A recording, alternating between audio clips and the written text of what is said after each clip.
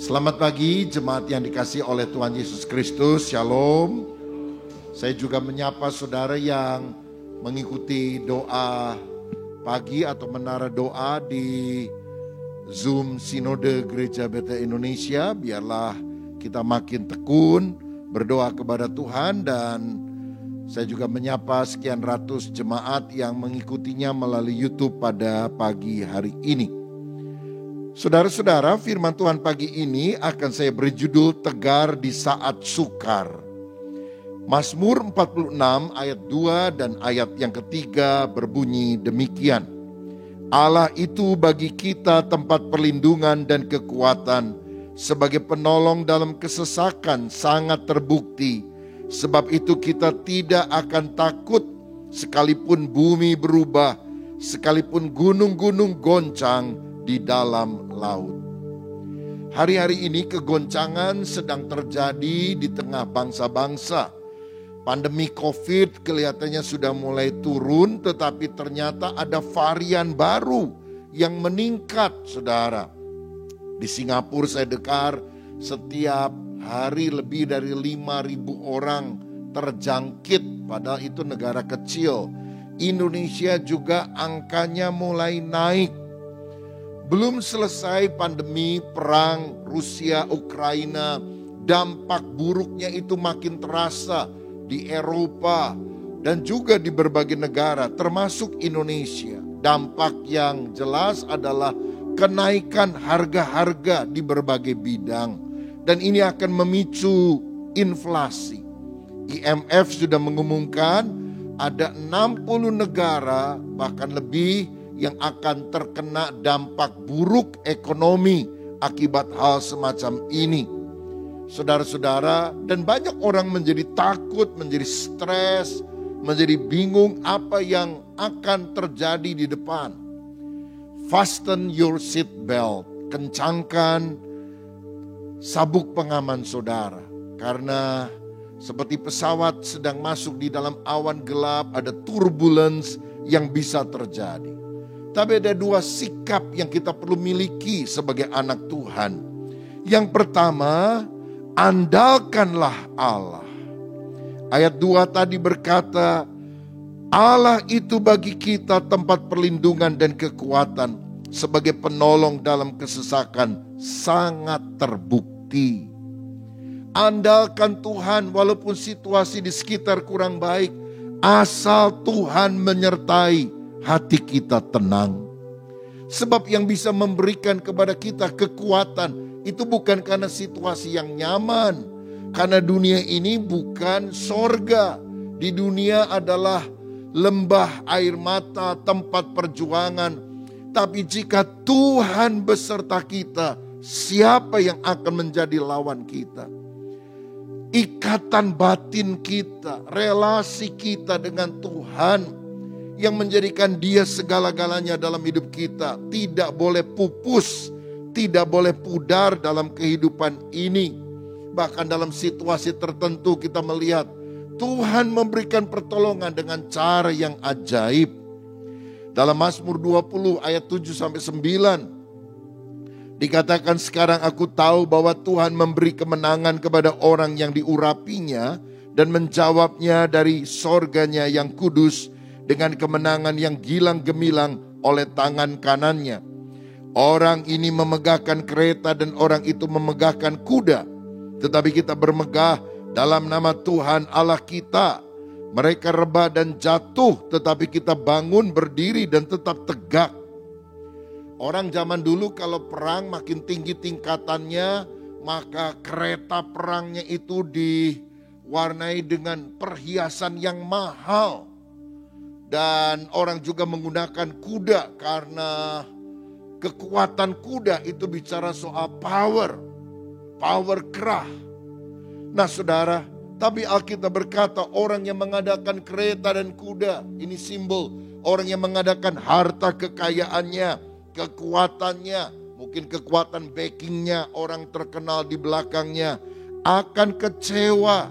Tapi orang yang mengandalkan Tuhan akan mendapatkan kemenangan daripada Tuhan. Lihat orang Israel, berapa besar kemampuannya dibandingkan dengan orang Mesir yang dipimpin oleh Firaun yang mengejar mereka sampai mereka tersudut di Laut Merah. Rasanya mereka akan binasa, mereka panik, mereka takut saudara. Tapi ketika Musa mengangkat tongkatnya, Laut Merah terbelah menjadi dua. Orang Israel berjalan di atas tanah yang rata. Dan ketika Firaun dan orang Mesir mau mencoba, mereka tenggelam di dasar laut tersebut. Allah itu bagi kita tempat perlindungan dan kekuatan. Sebagai penolong dalam kesesakan, sangat terbukti. Haleluya. Daniel oleh musuh politiknya dimasukkan di dalam gua singa. Rasanya tidak mungkin ada harapan hidup. Tapi asal Tuhan beserta, maka mulut singa yang terkatup. Daniel selamat dan musuh-musuh politiknya yang kemudian dilemparkan ke gua singa. Dan singa menerkam mereka sampai habis. Mazmur 50 ayat 15 berkata, "Berserulah kepadaku pada waktu kesesakan, aku akan meluputkan engkau dan engkau akan memuliakan aku." Bukankah ini janji Tuhan yang luar biasa? Masa sulit, kesesakan, Tuhan bilang berseru, aku dengar doamu, aku meluputkan engkau dan engkau akan memuliakan aku, kata Tuhan. Saudara-saudara, saya ingat pada abad pertengahan ada seorang yang bernama Felix dari Noya. Satu kali dikejar oleh para musuh Injil yang tidak suka akan kekristenan. Dia melarikan diri ke gunung-gunung, ke celah bukit batu, dan dia lihat satu kali pada posisi terdesak ada sebuah gua dan dia harus bersembunyi di dalam gua tersebut. Sayangnya di depan gua itu ada sarang laba-laba, saudara. Dan kalau dia masuk, musuh pasti akan tahu karena dia merusak sarang laba-laba tersebut. Tapi karena tidak ada jalan lain, dia juga masuk, saudara. Apa yang terjadi? Laba-laba yang juga adalah ciptaan Tuhan melihat kok sarangnya rusak. Dengan sekejap dia mulai menjalin kembali sarang tersebut. Dan ketika para musuhnya tiba, itu sarang laba-laba sudah komplit menutup gua tersebut. Dan para musuh Injil berkata tidak mungkin ada orang di dalam karena sarang laba-labanya pasti rusak. Dan Felix dari Noya diselamatkan. Sebagai penolong dalam kesesakan sangat terbukti. Karena itu saudara, di dalam Mazmur 46 tadi ayat 5 dan ayat 6 dikatakan, kota Allah kediaman yang maha tinggi disukakan oleh aliran-aliran sebuah sungai. Allah ada di dalamnya, kota itu tidak akan goncang, Allah akan menolongnya menjelang pagi. Ini menunjukkan ketika dunia bergoncang, hanya satu yang tidak akan goncang, kerajaan Allah, di mana Allah tinggal di dalamnya. Ibrani 12 ayat 26 berkata, waktu itu suaranya menggoncangkan bumi, tetapi sekarang ia memberikan janji. Satu kali lagi aku akan menggoncangkan bukan hanya bumi saja, melainkan langit juga. Supaya apa? Semua orang tahu kerajaan Allah yang tidak mungkin goncang. Artinya ketika kita mengandalkan Tuhan, orang boleh bingung, panik, tapi kita tetap tenang karena Tuhan menjamin beserta dengan kita. Saudara, kemudian dikatakan bahwa kerajaan Allah atau kota Allah itu dialiri oleh aliran sebuah sungai yang mendatangkan sukacita. Kalau kita mengandalkan Tuhan, goncangan bisa terjadi, sungai sukacita akan ada di dalam kehidupan kita. Kita bersukacita bukan karena kondisi nyaman, tapi karena nama kita tercatat di sorga. Karena Tuhan akan menopang hidup kita. Kita berkata tadi, Allah menolongnya menjelang pagi. Sepanjang malam terdengar tangisan, menjelang pagi terdengar sorak-sorai. Artinya kita bisa saja mengalami kekelaman situasi sekitar.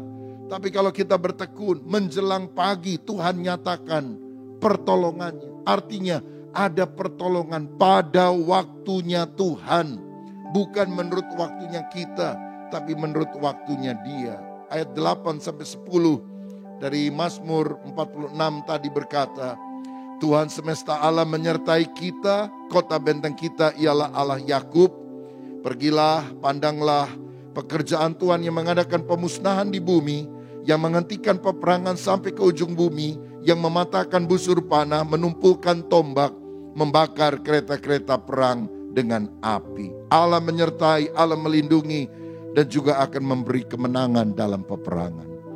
Kalau tidak ada perang, orang tidak tahu apa namanya menang. Tapi walaupun kita sedang berada dalam peperangan rohani, peperangan apapun, kita percaya ujungnya Tuhan jamin kemenangan bagi orang yang percaya.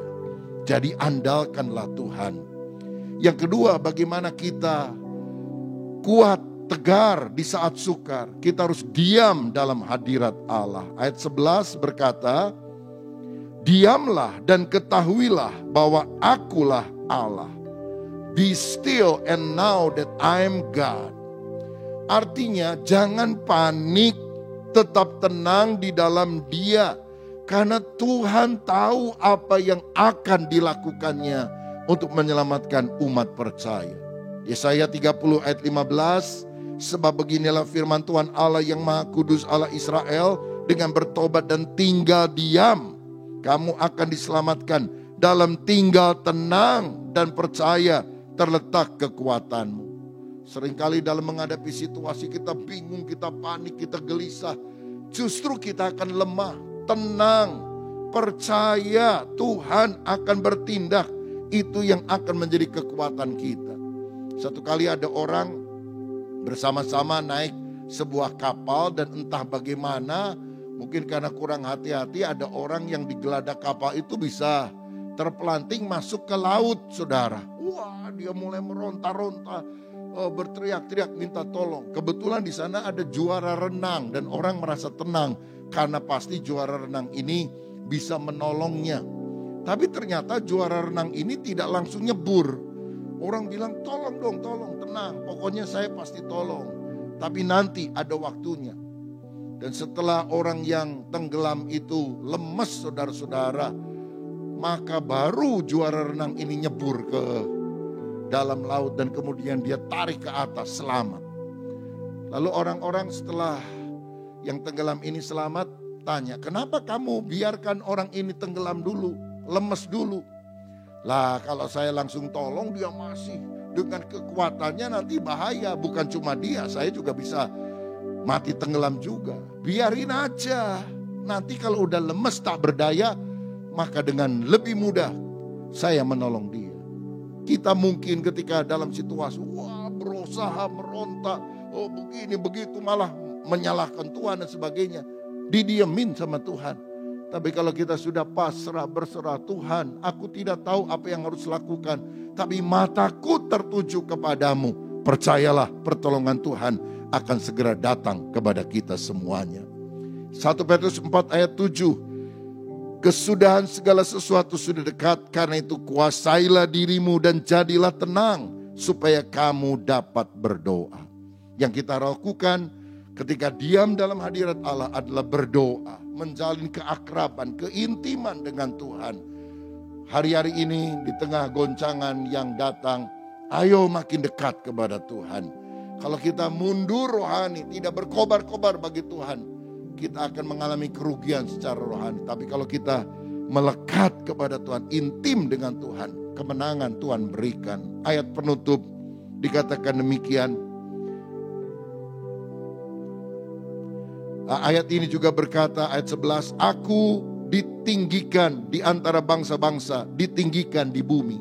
Yaitu bicara soal doa, pujian, penyembahan yang kita harus naikkan kepada Dia. Dan ayat terakhir, Mazmur 37 ayat 5-7a, serahkanlah hidupmu kepada Tuhan dan percayalah kepadanya, dan Ia akan bertindak. Ia akan memunculkan kebenaranmu seperti terang dan hakmu seperti siang. Berdiam dirilah di hadapan Tuhan dan nantikanlah Dia. Bagaimana sikap kita supaya tegar di saat sukar? Pertama, andalkanlah Allah. Yang kedua, diam dalam hadirat Allah. Nantikanlah pertolongan Tuhan bagi orang percaya. Tuhan Yesus memberkati kita semuanya.